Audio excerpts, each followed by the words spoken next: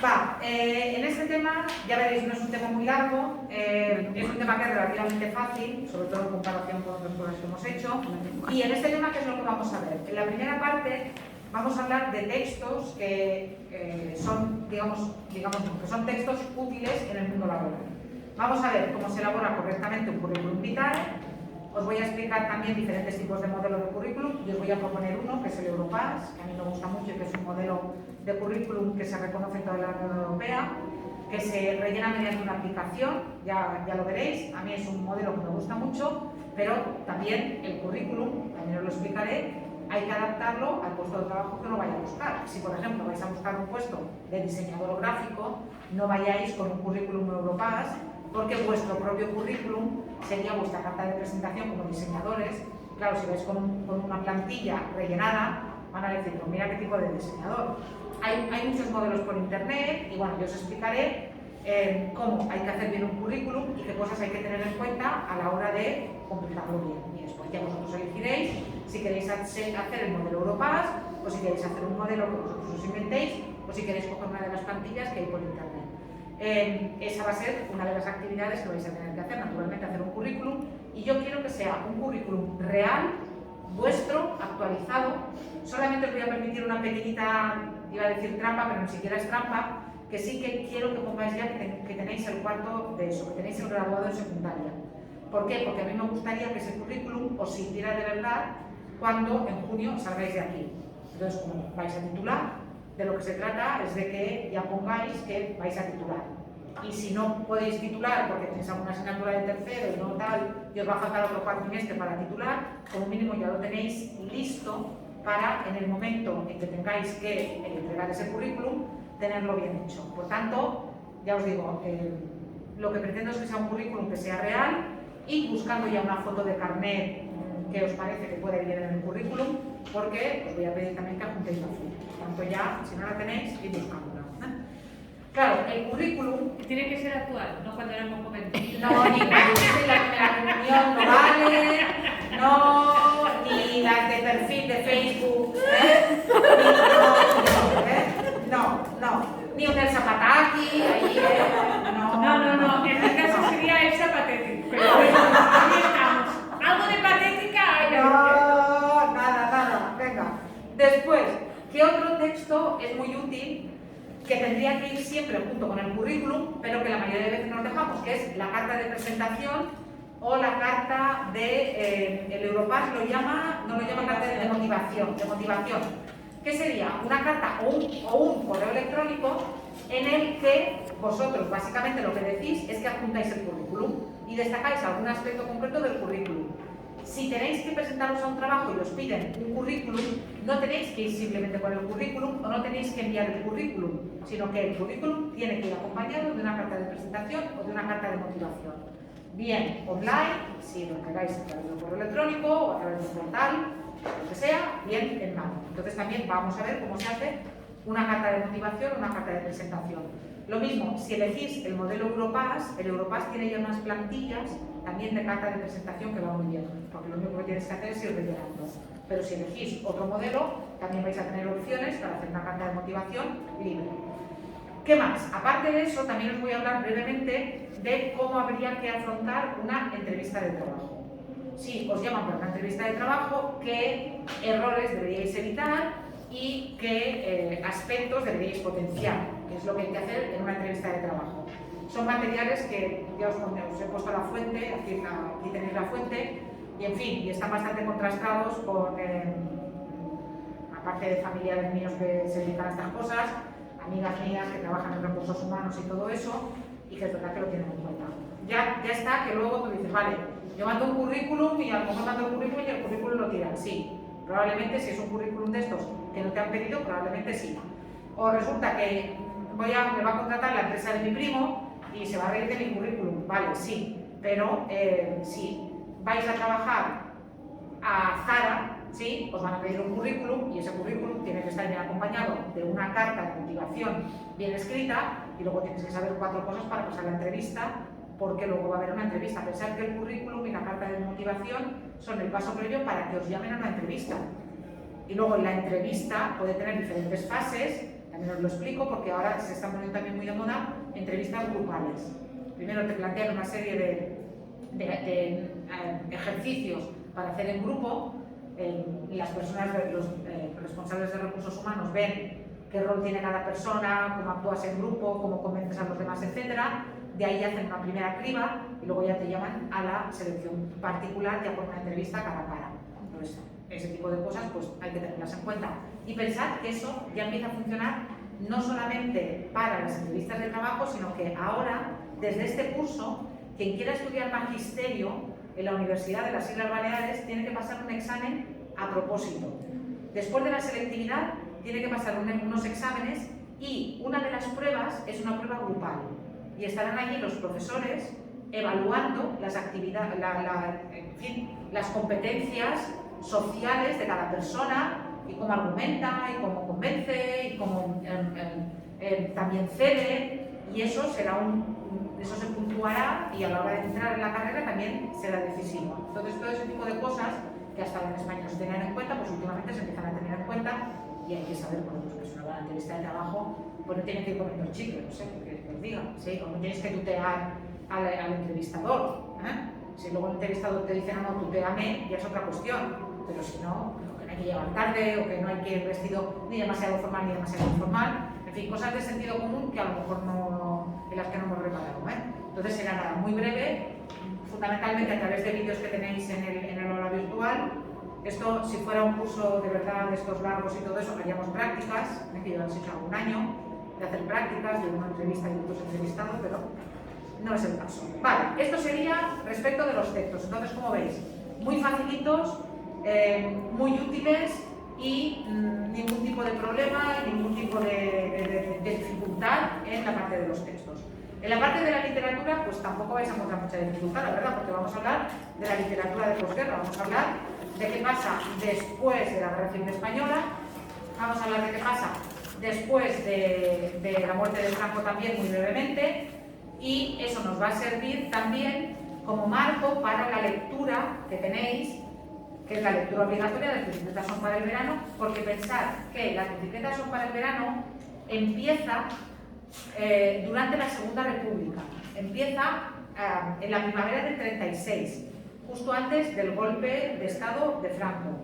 Y no haré mucho spoiler, pero la trama sucede durante la Guerra Civil. Pero la obra no fue escrita en aquella época, la obra fue estrenada en el año 82.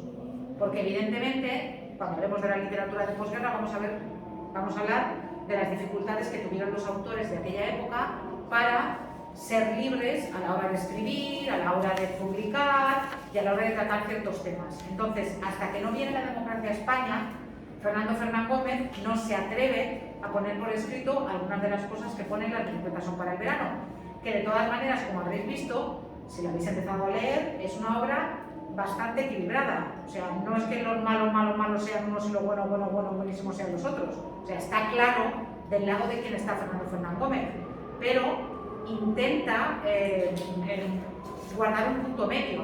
Ya lo veréis y lo comentaremos. Por tanto, las bicicletas son para el verano, repito, nos va muy bien para entender el inicio de esta parte de la literatura, de esta época literaria, pero también nos va muy bien para ver el final, que es lo que se conoció después como la literatura de la transición y que ahora todavía no tiene nombre.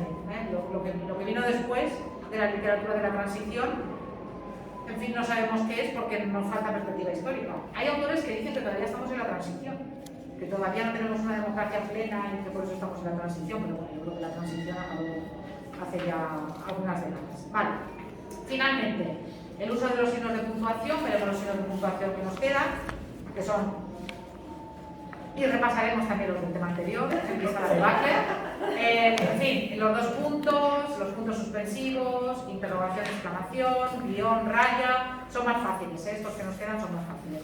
Lo que realmente difícil es poner puntos y comas. Y ya está, y con esto ya se acabó. Se acabó.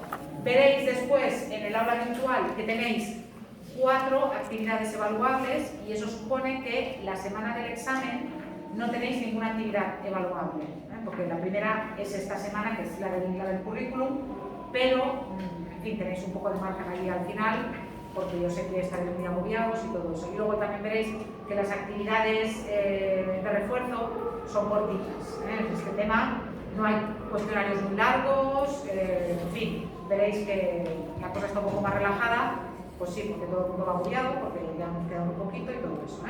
Vale, venga, textos, por tanto, empezamos ya en concreto con los textos útiles en el mundo laboral y vamos a empezar con lo del currículum vitae, de presentación y después también con las entrevistas de trabajo.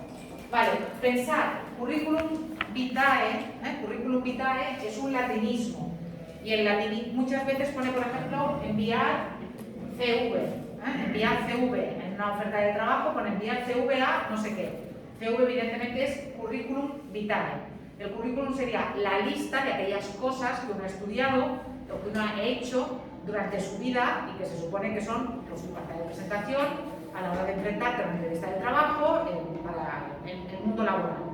Es un latinismo y como latinismo que es, hay un problema a la hora de hacer el plural. El plural de currículum en teoría tiene que ser currículos. Bueno, en teoría tendría que ser currículum, currícula, porque las palabras que en latín terminaban en singular hacían el plural en a. Entonces, el plural de currículum es currícula. Y hay algún pedante por ahí por el mundo que dice, sí, he recibido muchos currícula. Entonces dice, bueno, vale, tu profesora de latín lo hizo muy bien, pero tú estás un poquito pasado de moda, según la RAE, habría que decir como plural de currículum, currículos. Currículos, pero vais a ver que se me va a escapar a mí más de un currículums. Porque es como que es más fácil, es más fácil lo de los currículums, pero en teoría tendría que ser currículos, el plural. Vale. En cualquier caso, pues ya sabéis, cuando nos encontramos con las abreviaturas CV, lo que tenemos es la abreviatura de currículum vitae, justamente. Mirad, cuando hablamos de un currículum, antes de empezar por los principios básicos del currículum, yo os quiero hablar de qué partes tiene que tener un currículum. ¿Qué partes son las estándares? ¿Qué partes no tienen que faltar del currículum? Bueno, en primer lugar, lo que no tiene que faltar es un apartado de datos personales. Y dentro de los datos personales, pues tienen que figurar nombre, apellidos, ciudad de nacimiento, dirección. Lo del DNI yo no lo pondría, excepto si resulta que vais a optar a un puesto, por ejemplo, en un ayuntamiento. Entonces, en ese caso sí, porque ya sabéis que os buscan por el número del DNI, pero si vosotros, yo qué sé, optáis a un puesto en Eroski, yo no iría por ahí entregando un documento mío con mi número de DNI, porque ya sabéis que luego de suplantaciones y cosas de estas, yo el número de DNI no lo pondría, pero bueno, eso ya depende. Igual que, bueno, y después lo que sí que tenéis que poner sí o sí son formas fáciles de contacto. El teléfono, el correo electrónico, muy importante, teléfono, correo electrónico y poco más. Y ahora hablaremos de las polémicas, ¿vale? Polémica número 1. ¿Incluyo foto o no incluyo foto? El Europass, que es este modelo de currículum europeo que yo os explicaré y que os he dicho que es el que más me gusta a mí, el Europass originalmente no daba la opción ni de subir la foto. ¿Por qué? Porque pensaban las autoridades europeas en su infinita candidez e inocencia, pensaban que de esa forma el proceso sería más limpio y que no se discriminaría a nadie por su aspecto físico. Al final, ¿de qué se dieron cuenta? De que si optabas un puesto de trabajo y no incluías la foto, lo que pensaba la persona es, uy, si no incluye la foto, por algo será. Por tanto, como no incluye la foto, lo voy a eliminar automáticamente. Entonces, es mejor incluir la foto. Y es mejor incluir una foto, pues eso, de busto, sí, no de cuerpo entero, un fondo más o menos neutro, una ropa también más o menos neutra, nada de americana de corbata, o nada de el vestido de Nochevieja, o el vestido de la boda de tu primo, pero tampoco nada que sea ni muy estridente, ni muy escotado, ni, en fin, ni que marque mucho. Yo que sé, imaginaos, yo en una foto de currículum, una camiseta del Barça, y resulta que la persona que me va a entrevistar es del Madrid. En fin, ya no te coge. Efectivamente, hay que tener cuidado con ese tipo de cuestiones. Por tanto, pues nada, una camiseta blanca, una camisa blanca, o algo por el estilo, un gris clarito, una cosa así, ya suficiente. Edad, otra. También hay mucha gente, los de la Unión Europea también en su infinita cantidad, y asociaciones de parados mayores que piden que no se incluya la fecha y que sea hasta ilegal pedir la fecha de nacimiento a alguien que va a trabajar. Porque sabéis que hay una discriminación por edad muy grande. Que resulta que cuando tienes 20 años no te cogen porque no tienes experiencia. Y cuando tienes 40 no te cogen porque eres muy mayor. Sí. Claro, entonces, los hay que proponen que no se tenga que poner la edad. Problema de no poner la edad, que tú, cuando después pones tus títulos académicos y pones de qué año a qué año estudiaste, hombre, pues la cuello en botella. Si resulta que yo terminé la EGB en el año 81, pues bueno, vamos a restar a cuántos años tengo. Y ya veréis, o sea, no tengo 30. Sí, por tanto, al final ponemos la fecha. Y después, dos cositas más.